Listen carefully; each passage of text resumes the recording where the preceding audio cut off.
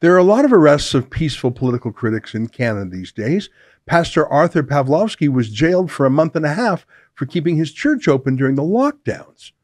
Justin Trudeau invoked martial law and had peaceful trucker protesters arrested and jailed for the sin of embarrassing him on the world stage.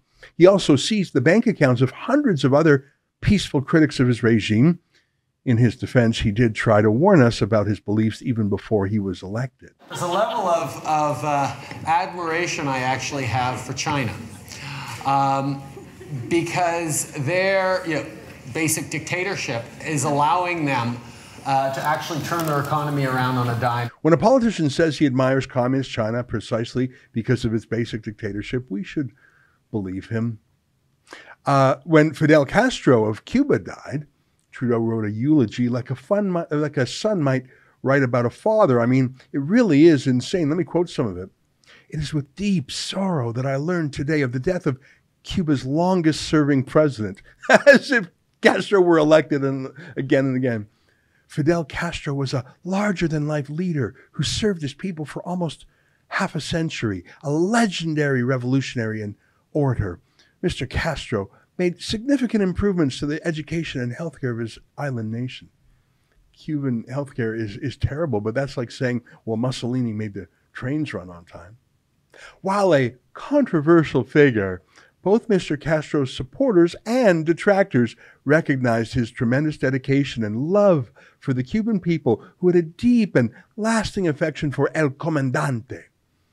Is that what his detractors say from their prison cells, the political prisoners? That he was just a lovable old dictator who really had their best interests at heart when he jailed them? So gross. But here's the thing. Arresting peaceful protesters, deploying not riot police to stomp on your critics, seizing bank accounts, it looks awful.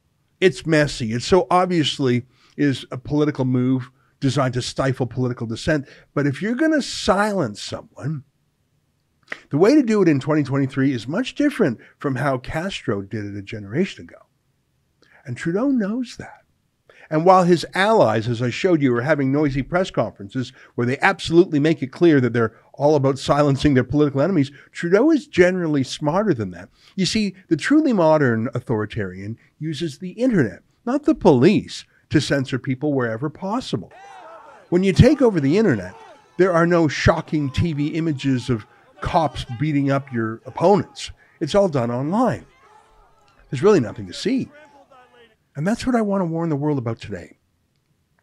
That's the message that everyone who loves or even just likes Canada needs to know.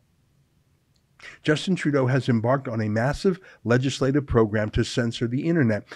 He's doing it in 4 stages, the first of which is about to become law within weeks. Trudeau has 4 laws set up like dominoes. The first leads to the second, which leads to the third, and so on. He's doing it in stages. If he were to do it all at once, I think people might panic and rise up, but he's doing it incrementally. The first domino will fall in weeks, maybe even days. Later this month, Trudeau's majority in the Senate will approve Bill C-11, which amends the Broadcasting Act.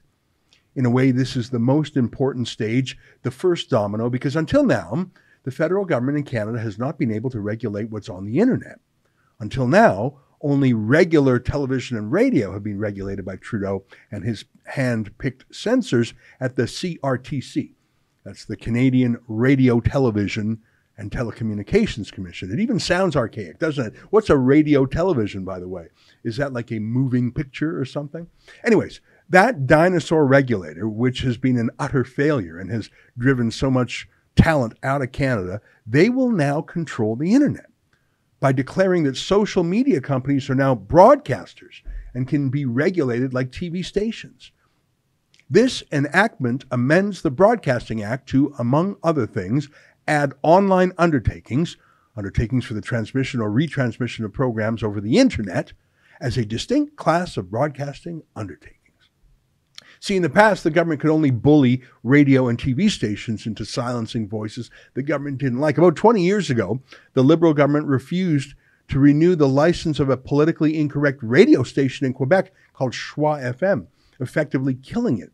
It was only saved when 50,000 listeners marched in the streets of Quebec City, and another 5,000 went all the way to Ottawa to protest this censorship outside Parliament. Now, the government finally relented. I want to show you a news clip from that Parliament Hill protest. Look at this. His refusal to renew the license of a Quebec City radio station.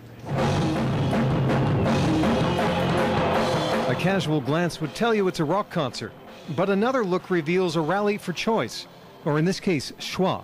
They love the free speech, and they want to tell the governors, we like choix, we love choix, we want choix, and we will have choix.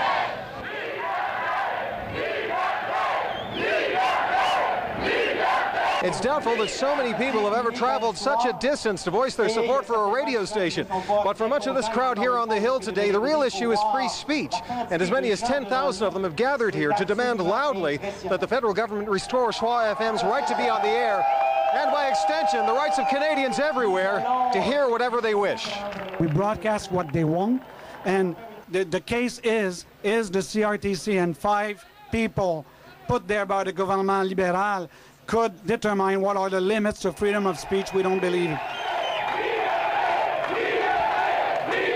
Amid the shouts of liberté, shock jock Jeff Fillion, accused by the CRTC of making disparaging remarks about the mentally ill. They don't listen, people.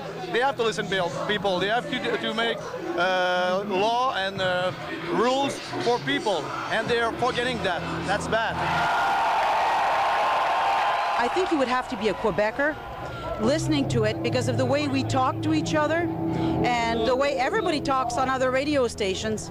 If Choix FM's appeal to Paul Martin fails, it will pursue an appeal in federal court, but in all likelihood the station will still be off the air by August the 31st.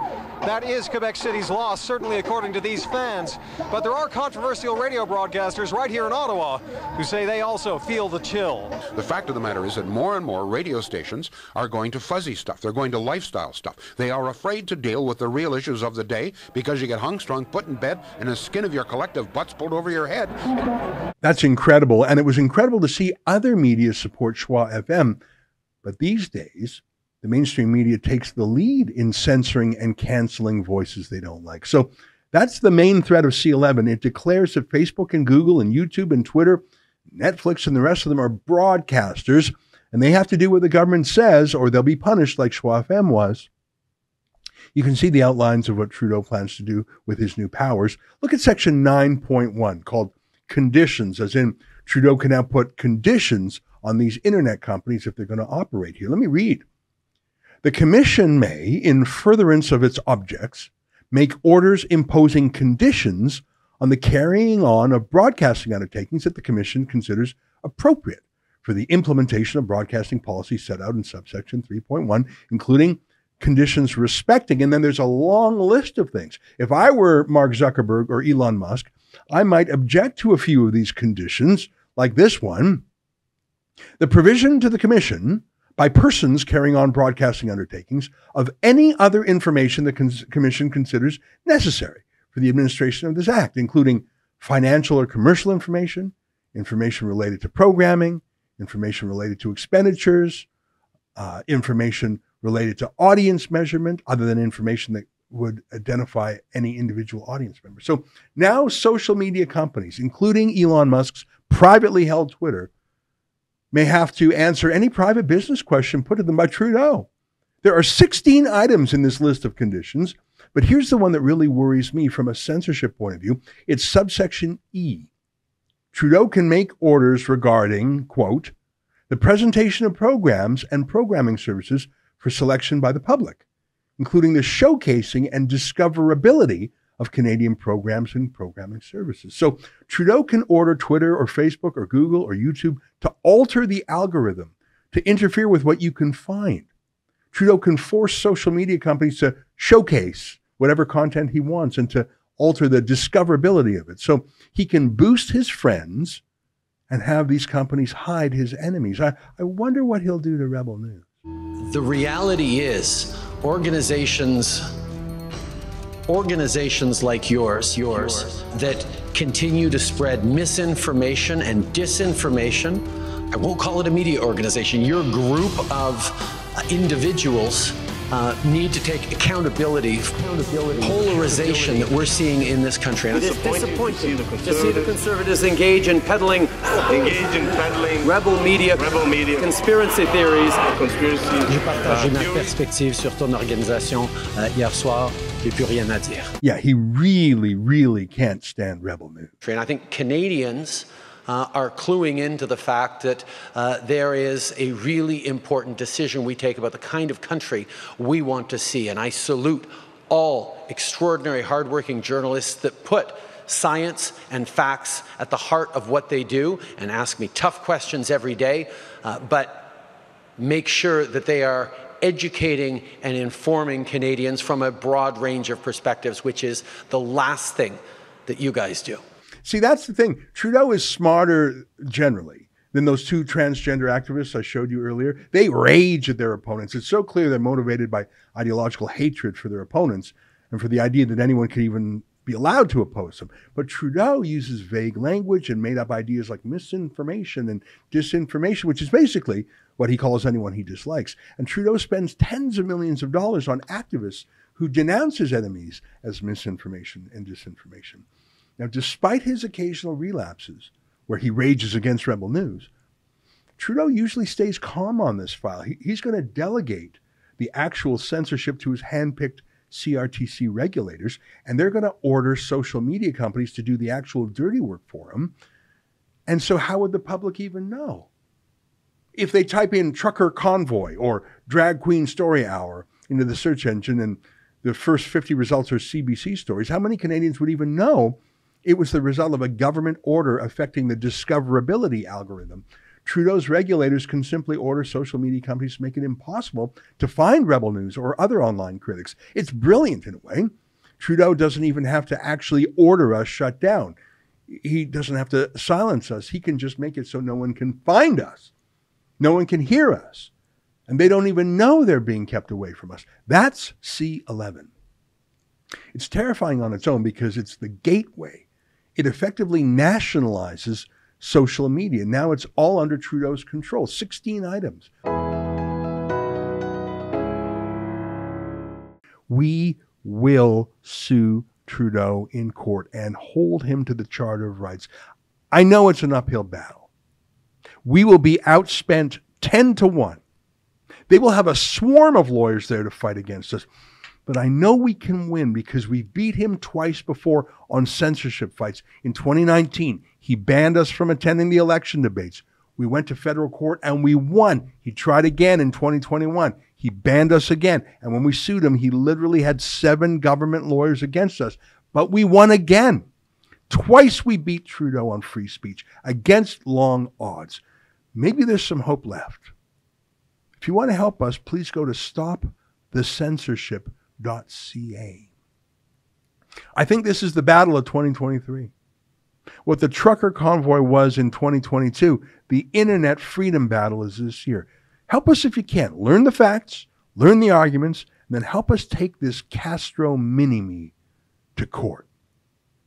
Thanks for your help.